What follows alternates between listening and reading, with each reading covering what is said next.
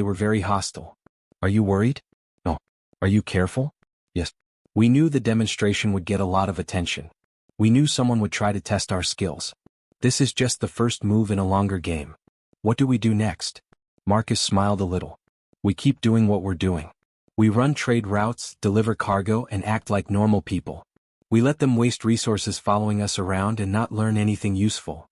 Because they can't see the Joker drive in action from the outside, Thomas thought. Exactly. They can follow us at normal speeds all they want. They can see us dock at stations and listen in on our conversations. But they won't learn anything about how it really works unless we turn on the Joker. We're not allowed to do that unless it's an emergency or we get permission from Earth Command. So we're bait, Sarah said. We're a decoy, Marcus said. There's a difference. Bait means we're weak, but we're not. We could activate the Joker at any time and be gone before they could find us. They're following us because they think they're being smart, but they don't know we're letting them. He opened a secure message from Admiral Foster that had been sent to him in his personal queue.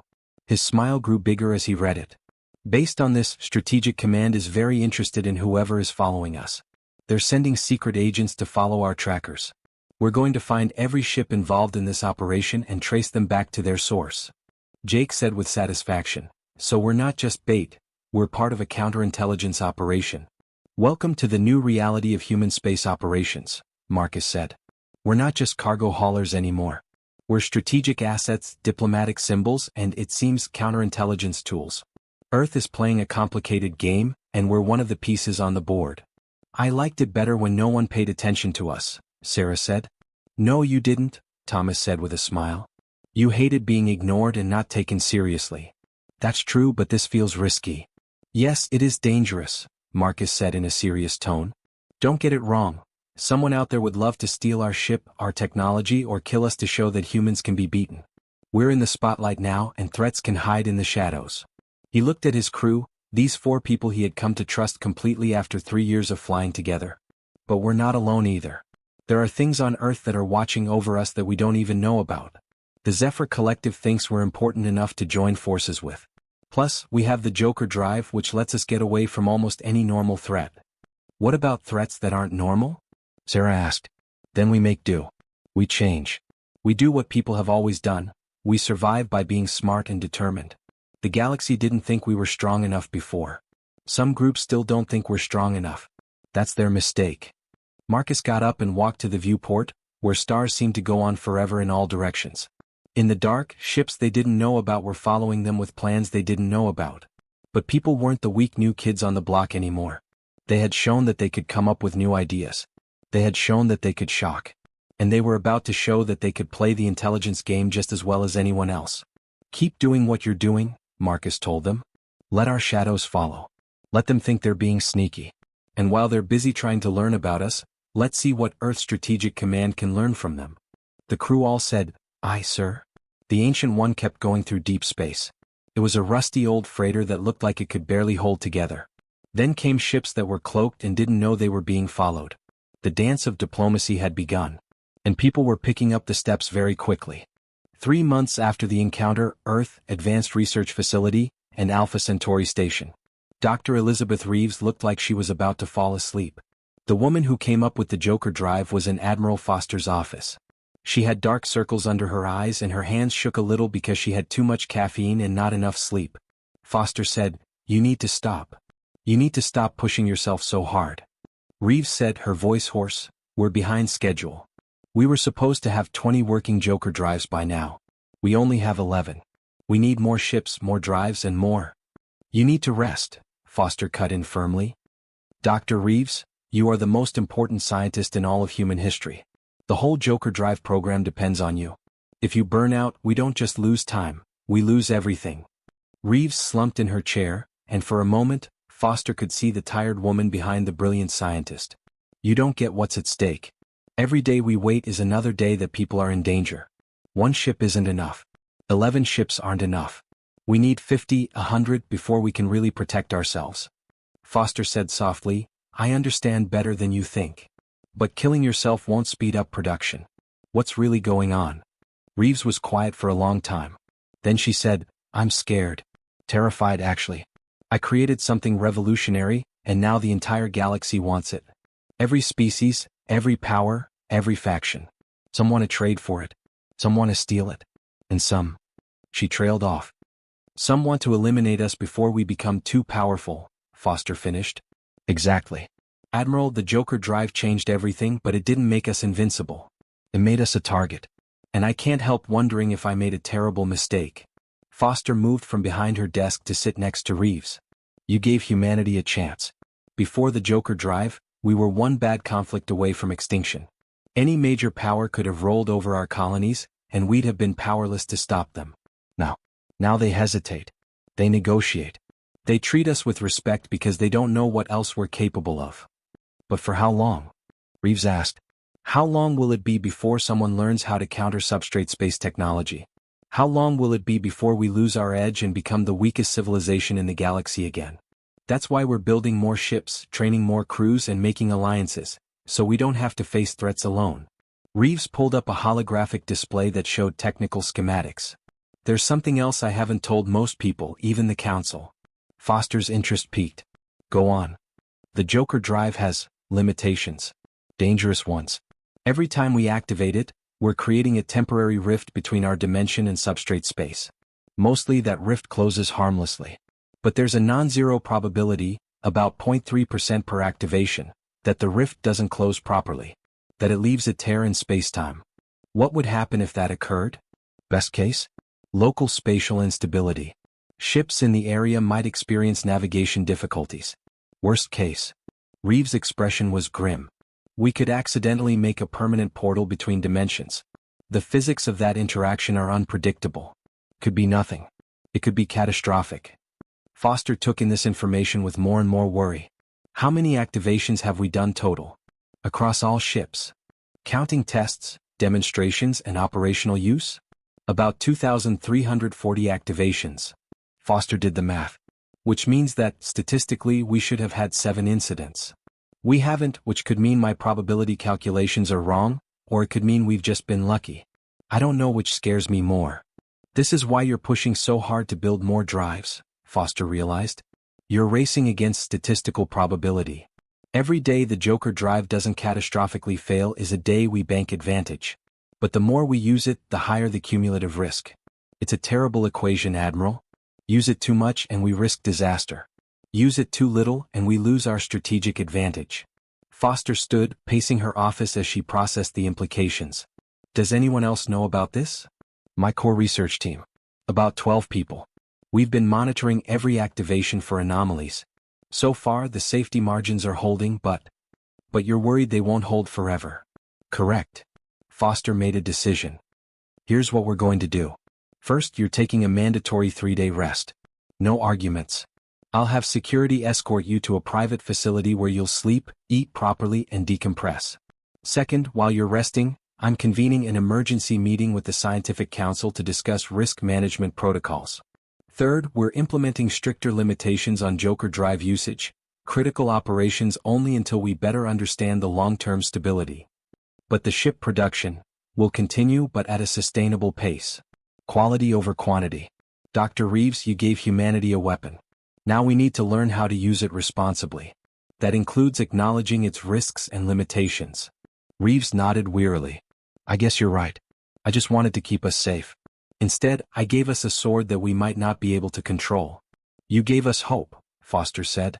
Everything else we'll figure out together. The Ancient One, on their way to neutral space station Omega-7, said, the surveillance has become more aggressive. Sarah reported, I'm counting at least 4 cloaked vessels now, as her sensors showed the telltale gravitational distortions. Now they're not even trying to hide. Marcus looked at the tactical display. Their shadows had become bolder in the last 3 months. What began as watching from a distance had turned into being too close for comfort. Earth Command is aware? Thomas asked. They are. They've identified at least 2 of the vessels as Krentak's intelligence ships. The other 2 are unknown, possibly mercenaries or independent agents hired to gather information. This is getting dangerous, sir, Jake said. If they go from watching to doing something, we jump to Joker speeds and disappear, Marcus said. But I don't think they'll attack. Not yet. They're still trying to learn what we can do, and an attack would end their observation before they have what they need. You're assuming they're rational, Sarah said. I'm assuming they're self-interested. Attacking us gains them nothing if it means losing access to information they're trying to get. A priority message appeared on Marcus's command console, encrypted, highest security clearance. He read it and his face became serious. New orders from Strategic Command, he said. We're to continue to station Omega-7 as planned, but we're authorized to use the Joker drive in case of direct threat. They're also informing us that, shit. What? Sarah moved to read over his shoulder. Intelligence indicates a possible Krentax attack plan targeting Omega-7. They believe the Dominion is preparing to seize the station and use the chaos to make another attempt at capturing our ship. The bridge fell silent. So this is it, Thomas said finally. The Dominion is making their move. Looks like it. Omega-7 is neutral territory, technically owned by the Mercantile Coalition, which won't put up much resistance against a Krentax military operation. If they take the station while we're docked, they can trap us and force a confrontation. Why would they think that would work? Jake asked. We can outrun anything they've got. Because they're betting we won't, Marcus said, realizing what was going on. Omega-7 has 18,000 people. If the Krentax threaten civilian deaths if we don't give up, they're betting that we'll choose to save lives instead of running away. That's actually smart, Sarah said reluctantly. They're smart but ruthless. They're taking advantage of people's morals. Which means we need to be smarter. Marcus looked over the mission parameters, the station layout, and the approach vectors. How far are we from Omega-7? Jake asked. 6 hours at our current speed, he said. And our shadows? Still with us. 4 vessels maintaining formation at about 1,000 kilometers. Marcus made his decision. Here's what we're going to do. We maintain course to Omega-7. We don't alert our surveillance that we know about the planned attack. We dock normally, conduct our business, and make ourselves look vulnerable. Sir, that's exactly what they want us to do, Thomas protested. I know. But Earth Command has assets converging on Omega-7 that our shadows don't know about. 3 Zephyr cruisers that were coincidentally rerouted to the area for routine patrol. 2 human military vessels, Defiant and Resolute, both equipped with Joker drives approaching under stealth protocols. And a full Valkyrie research station that just happens to have defensive capabilities that nobody advertises. Sarah's eyes widened. Earth Command is setting a trap. We're not the bait, we're the lure. Exactly. The Krentax think they're being clever by using Omega-7 to force a confrontation. What they don't know is that we've been expecting something like this for weeks. Strategic Command has been positioning assets throughout this sector, waiting for the Dominion to make an aggressive move. So when they attack, they'll find themselves facing a lot more resistance than they thought, Marcus said. And the galaxy will see another demonstration, not of our propulsion technology this time, but of our ability to see threats coming and work with our allies. This could go very wrong, Thomas said. It could, Marcus agreed. But doing nothing while the Dominion gets bolder isn't an option either. Eventually, they need to learn that aggressive moves against humanity come with consequences. Over the next 6 hours, the Ancient One continued its approach to Station Omega-7. The surveillance ships stayed in their places and followed. Everything looked normal, just another routine cargo run to a neutral station. But behind that normal look, things were moving into place. The Zephyr cruisers were the first to arrive, taking up positions that looked like standard patrol but were actually optimized for quick response. The military ships Defiant and Resolute came from opposite directions, and their stealth systems made them almost impossible to see with regular sensors. On Omega-7 itself, station security was quietly getting ready for a possible fight with help from Earth intelligence agents who were living among the civilians. Marcus watched it all come together on his encrypted tactical display, which showed a chess game played in 3 dimensions of space.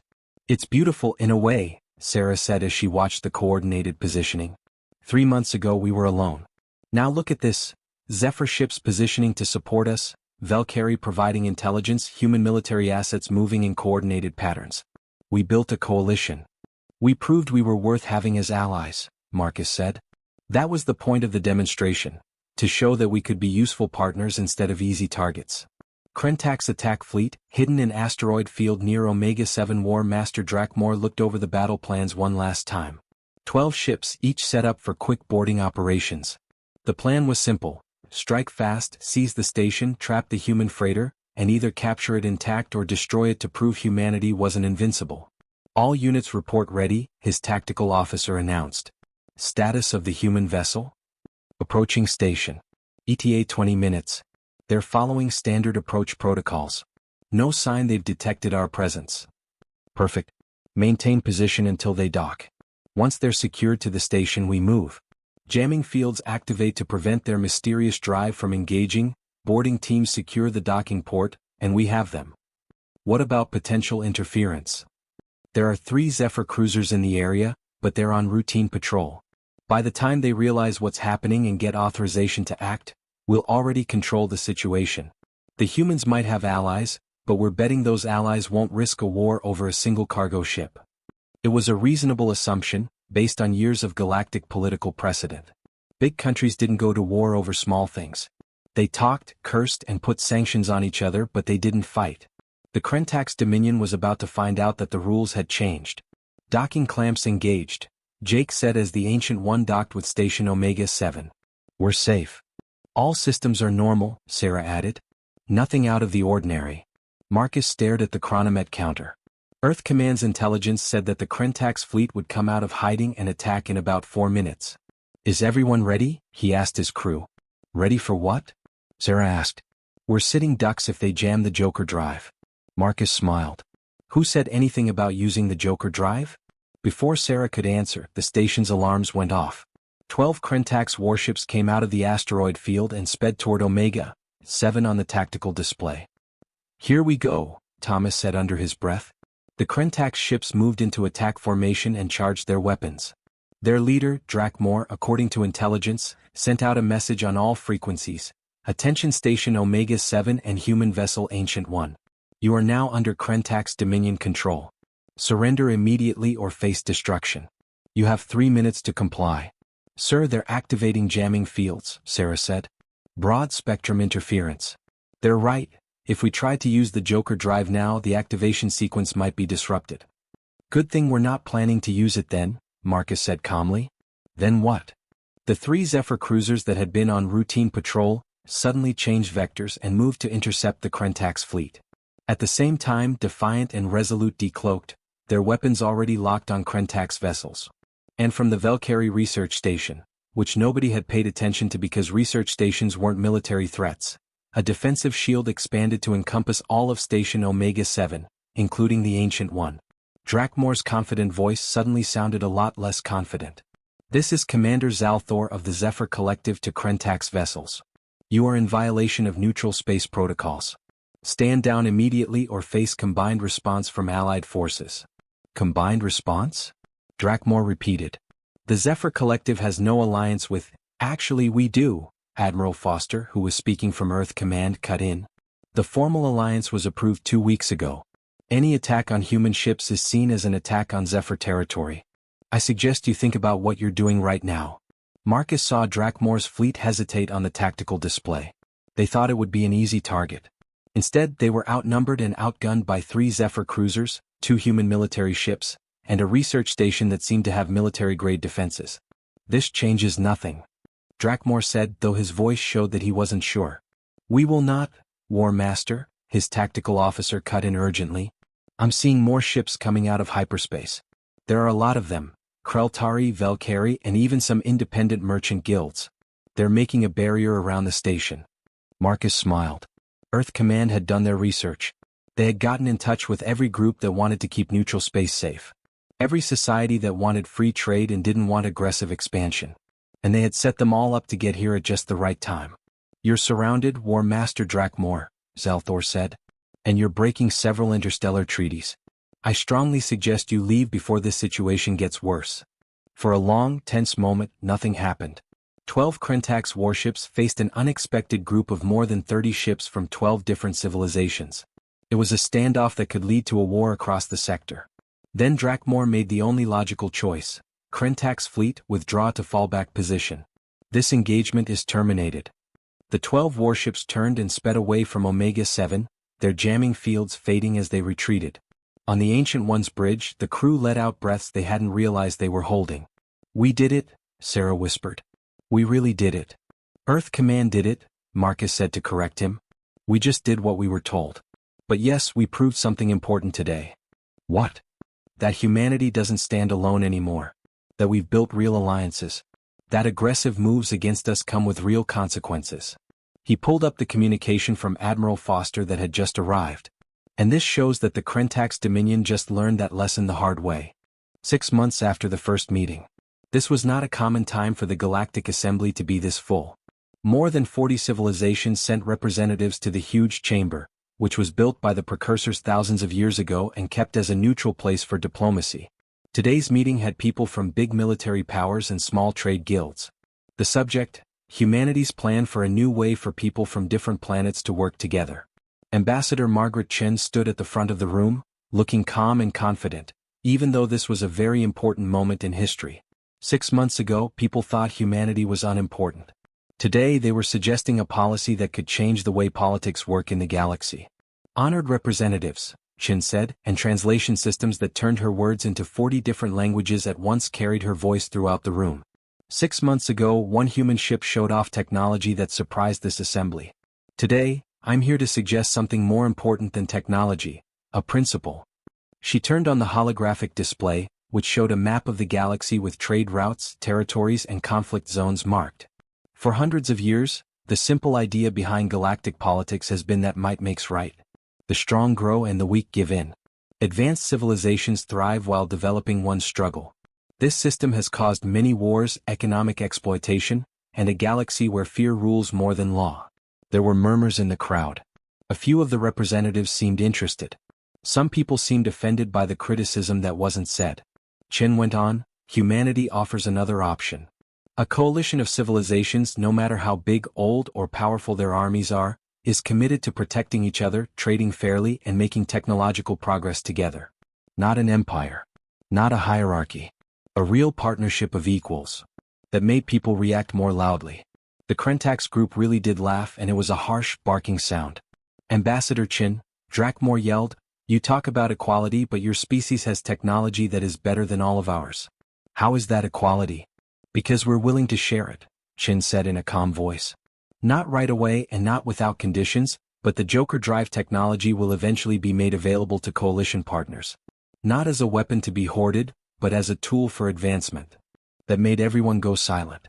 The first person to speak was Commander Zalthor. "Ambassador, are you saying that people would give up their biggest strategic advantage?"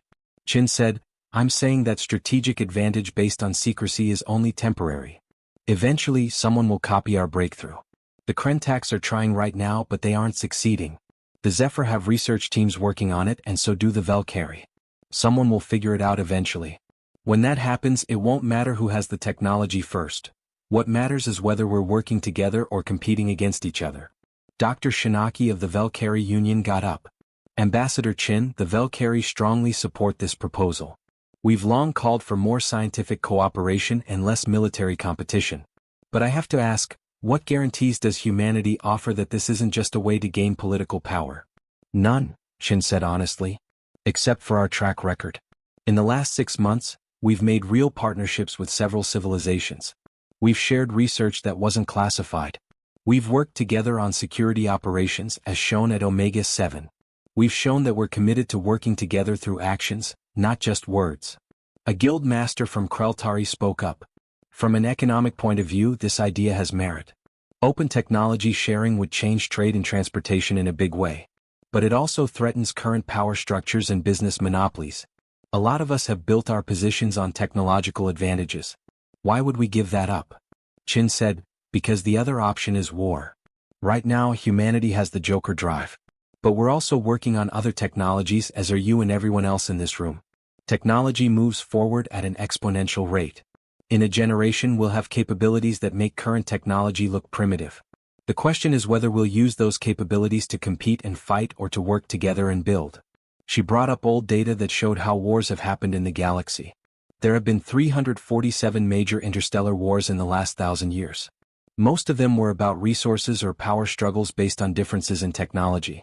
The coalition I'm suggesting wouldn't stop conflict. Beings will always disagree, but it would set up ways to settle disagreements without going to war. Someone said, "You're talking about a government in space." No. I'm talking about a voluntary alliance with shared values. Each civilization stays independent, and they can leave the coalition if it no longer serves their interests. But while they're in the coalition, they agree to certain rules. No aggressive expansion, fair trade practices, mutual defense obligations and technology sharing protocols. What if a member of the coalition breaks these rules? Drakmor asked. Then the group responds, Zalthor said before Chen could. As shown at Omega 7 War Master, your attempt to take over a neutral station and capture a human ship was met with a coordinated response from several civilizations. That's the power of coalition, collective security that makes aggressive action too expensive to carry out. Drak_Moore glared but didn't say anything. The argument went on for hours. Representatives made objections, suggested changes, and asked questions about the details. But a consensus slowly began to form, even though it wasn't easy. Not everyone agreed. The Krentax Dominion and a few other expansionist powers did not take part. But most civilizations thought the idea was a good one. When the vote finally came, 32 civilizations signed the coalition charter. 12 said no. 6 asked for observer status so they could look things over before making a decision. Not everyone agreed, but it was enough. This time, humanity changed the galaxy through diplomacy instead of technology. The Ancient One is now known as Coalition Vessel C001. Marcus stood on the bridge of his ship, which now had both the Earth and Coalition flags on it. A lot had changed in the 6 months since they had a dramatic run-in with the Zephyr fleet. That's hard to believe, Sarah said as she joined him at the window. We were the galaxy's joke 6 months ago. Now we're the flagship of an interstellar coalition. Flagship is a strong word, Marcus said with a smile. We're still a cargo ship. A cargo freighter that started a revolution, Thomas said. Captain Earth Command is giving you a promotion. You'll get a real warship and a command position in the growing coalition fleet.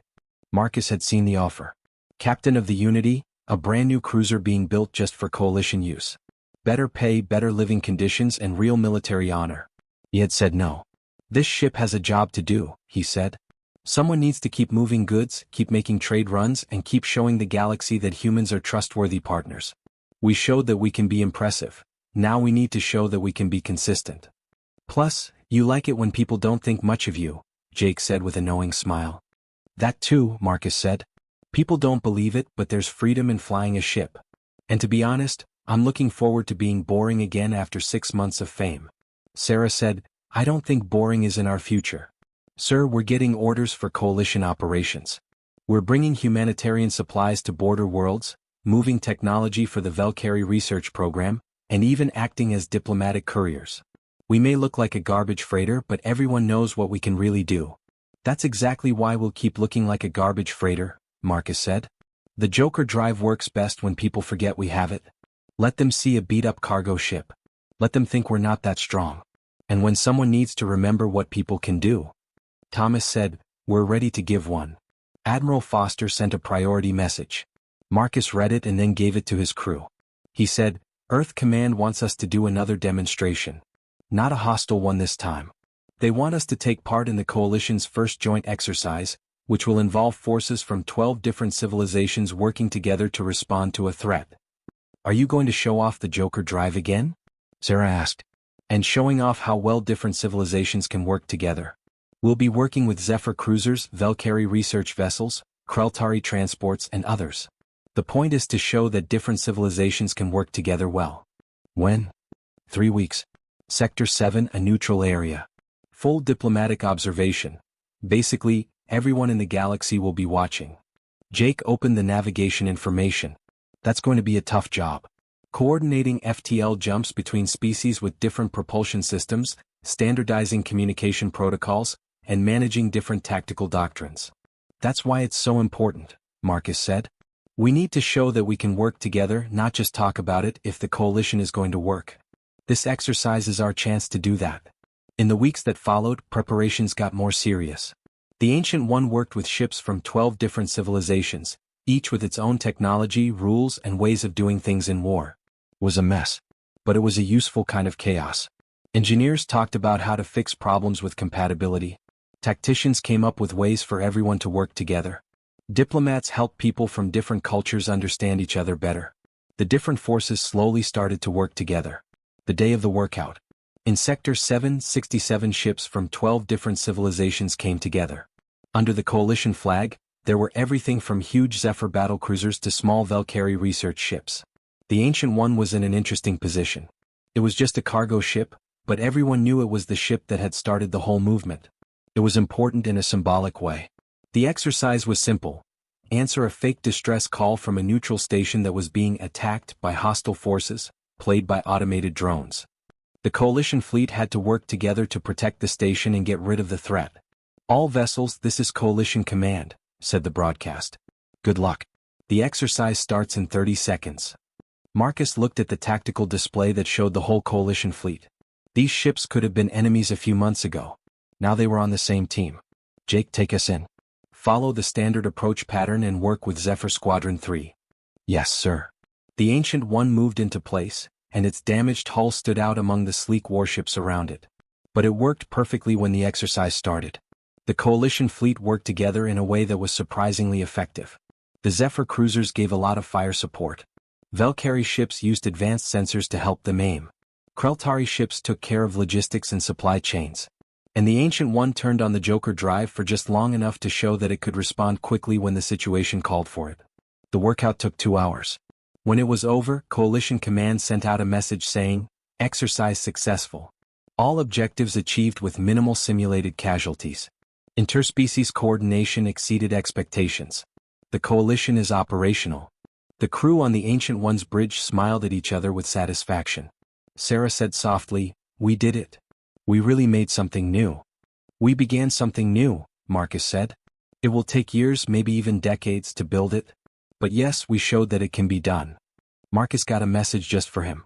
Dr. Elizabeth Reeves, the person who made the Joker drive, sent a short note. "Captain Webb, I've been watching your work since the beginning. What you and your crew have done goes far beyond showing off technology. You've shown the galaxy that humanity's greatest strength isn't our technology, it's our ability to bring people together. Thank you for making my invention mean more than just speed. Dr. Reeves." Marcus read it twice and then put it in his own files. Coming from the woman who changed space travel forever, that meant a lot. 1 year after the first meeting, the Galactic Assembly got together again to talk about the Coalition's first year of work. Ambassador Chin shared the results. 3 areas of joint security operations that worked, a 34% increase in trade efficiency, 2 territorial disputes that were peacefully settled instead of escalating into conflict, and breakthroughs in energy efficiency and medical technology through collaborative research. The coalition now had 41 civilizations as members. Some of the people who were against it at first were changing their minds after seeing the benefits. 1 year ago, Chin told the assembly, one human freighter outran a Zephyr fleet and changed how people in the galaxy see humanity. Today I stand here not just for Earth, but for a coalition of different civilizations that share the same values. That's the real legacy of that encounter. Not the technology but the realization that working together makes things better than competing. She stopped to let what she said sink in. There are still those who prefer the old ways. Civilizations that believe strength comes from domination rather than partnership. We respect their choice. But we also invite them to observe what we're building. Because the coalition isn't a threat to anyone. It's an opportunity for everyone. Commander Zalthor listened to the audience with a mix of feelings. Pride, for sure, the Zephyr Collective helped the coalition get started. But also humility because he remembered how close his civilization had come to seeing people as enemies instead of friends. This was the result of his mocking of that primitive human ship. To a realignment of the galaxy. To a new way for people from different planets to get along. All because he didn't think a rusty old freighter and the people flying it were that dangerous. The Ancient One is back from a supply run for the coalition. It had been 3 years since the famous meeting. The Ancient One still looked like trash. Marcus had been offered many promotions but he turned them all down. His crew had stuck with him. Sarah, who is now the world's leading expert on Joker Drive field operations. Jake, who had trained dozens of coalition navigators. And Thomas, who had written the standard manual for military communications between species. They were famous but they didn't act like it. Another successful run, Marcus said as they got closer to Earth. We brought medical supplies to the Valkyrie frontier, parts for the Zephyr research station, and even some fancy food for the Kreltari ambassador's reception. Exciting work, Sarah said in a fake serious voice. We really are the heroes of the galaxy. Hey, someone has to move the cargo, Jake said in his defense. And we do it faster than anyone else. They did. The coalition's best fast transport ship was now the Ancient One. When something absolutely, positively had to be somewhere yesterday, people with Joker drives got the call. Earth Command is calling, Thomas said. Captain, Admiral Foster wants to talk to you. The screen showed Foster's face and she was smiling. Captain Webb, I have a strange request. Ma'am? The Zephyr Collective is building a memorial at their military academy. It's in honor of the time their fleet met your ship and learned the lesson of underestimating. They're calling it the Humility Monument, and Commander Zalthor has asked you and your crew to come to the dedication ceremony. Marcus blinked. Are they making a monument to us beating them? Foster said, they're building a monument to how important it is not to judge someone's abilities by their looks. To the idea that assumptions can be deadly. To the idea that respect should be given before it's earned through demonstration. Zalthor wants it to be a teaching tool for future Zephyr officers, a permanent reminder of how overconfidence led to their most embarrassing moment. That's pretty grown-up of them, Sarah said. It is. Will you go? Marcus glanced at his crew. They nodded. We'll go, Admiral. But I have to say, it's strange to be honored for basically playing a prank on someone. You did more than just prank them, Captain. You changed the way a whole civilization thinks about other species. That's worth remembering. 2 weeks later, Marcus and his crew were in the main courtyard of the Zephyr Military Academy, where hundreds of Zephyr cadets and officers were. The monument was amazing. It had a holographic display of the Ancient One in the middle of a move, forever captured in the moment when it proved everyone wrong. Commander Zalthor, who is now an admiral and the Academy's commandant, gave the dedication speech. Zalthor told the cadets who were there, this monument is the most important lesson in military strategy. Not tactics. Not technology. Not firepower. The lesson is this. Never assume you know your enemy's capabilities based on superficial observations. Never let arrogance blind you to potential threats. Never underestimate those you consider inferior. He pointed to Marcus and his crew. These people flew a ship that looked like it should have been scrapped decades ago. We made fun of it and said it was irrelevant. But by doing so, they taught us that looks can be deceiving, that new ideas can come from unexpected places, and that respect should be given to everyone, not just some people. The monument came to life and showed the encounter again in hologram form. The Zephyr cadets watched their fleet get humiliated, but instead of feeling ashamed, they learned. Always remember this, Zalthor said in the end. The galaxy is full of beings, technologies, and ideas that will surprise you and change you. Always be humble, curious, and respectful when you meet someone. That is what the Ancient One and its crew left behind. Zalthor talked to Marcus in private after the ceremony. Captain Webb, I've never really thanked you. To make you look bad in front of your fleet? Marcus asked with a small smile. For teaching me something I really needed to know. My arrogance that day could have led to war. If you had been hostile and thought our teasing was a real threat, the results could have been terrible. Instead, you showed us your skills without violence, taught us humility without embarrassment, and opened a path to friendship instead of conflict. Marcus said, we did what Earth Command told us to do. But I liked the thought. It was more than that. You and your crew showed restraint. You could have retaliated. You could have kept showing off how much better you were than us, making us feel even worse. But you didn't. You made your point and moved on. That's wisdom, Captain. That's what a civilization that deserves to be taken seriously looks like. They stood there in silence for a moment, watching the cadets look at the monument and talk about what the encounter meant for their plans. Zalthor said, what you started goes on. The coalition is getting stronger. Your ship is still flying, which shows that determination and creativity are more important than looks. The galaxy is better for it. Marcus corrected, the galaxy is different. We'll have to wait and see if it's better. We made something new, but keeping it going will be harder than making it. That's true of all great things. But I think we'll succeed because we learned from your ship that working together, respecting each other, and staying humble makes us all stronger. 5 years after the first meeting. The Ancient One, which still looked like it came from a junkyard and had a patchwork hull and mismatched plating, made a rare long stop for maintenance in Earth's orbit. Marcus stood on the observation deck of the Earth orbital station and looked down at Earth. 5 years of change. 5 years of growth. 5 years of showing that people belonged in the stars. Sarah joined him with 2 drinks in hand. I thought you might want this. Thanks. Marcus took the glass and drank something that tasted like real Earth whiskey, which was a rare treat in space. Have you thought about retiring? Sarah asked. Every day. But then I remember how much fun it is to fly the ship that no one else thinks is cool.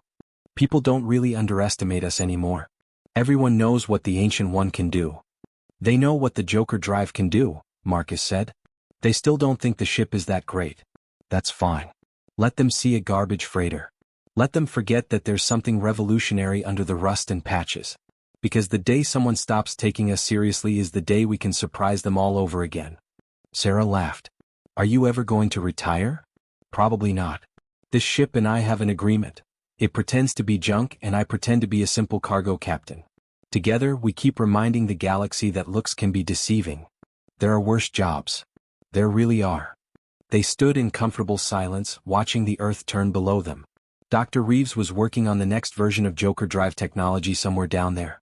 Admiral Foster was in charge of planning how humans would play a bigger role in coalition operations.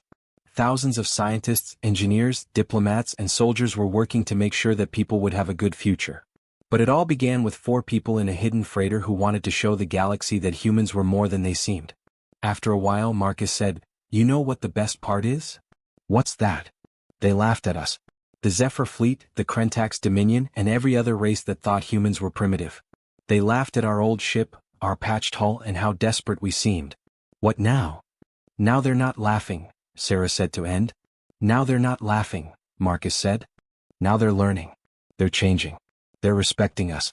All because we showed them that the underdog can win, that the joke can be true, and that the garbage freighter is the most advanced ship in the galaxy. He held up his glass to toast. To the Ancient One, the ship that looked like junk and changed everything. To the Ancient One, Sarah said again. Their ship was in orbit outside the viewport. It was rusty, patched, bent, and beautiful in its perfect disguise. It had begun as a place to show off. It had turned into a story. And it would keep flying, keep surprising people, and keep showing that sometimes the greatest power comes from being underestimated, even in a galaxy full of advanced civilizations and amazing technology. Because they had learned the most important thing of all. Don't judge a ship by its hull. Don't judge a species by how old it is. And don't ever think that something old, patched, and worn out can't outrun your whole fleet. The galaxy had laughed. The galaxy had figured it out. And people had earned their place among the stars, not by conquering or ruling, but by being creative, determined, and willing to show that things aren't always what they seem. The Ancient One flew on, taking its crew and its legacy with it into a future that was uncertain but full of promise. And in academies and strategy rooms across a dozen civilizations, officers studied that one perfect moment when a garbage freighter taught the best fleet in the galaxy what it means to be humble. That mistake would never happen again.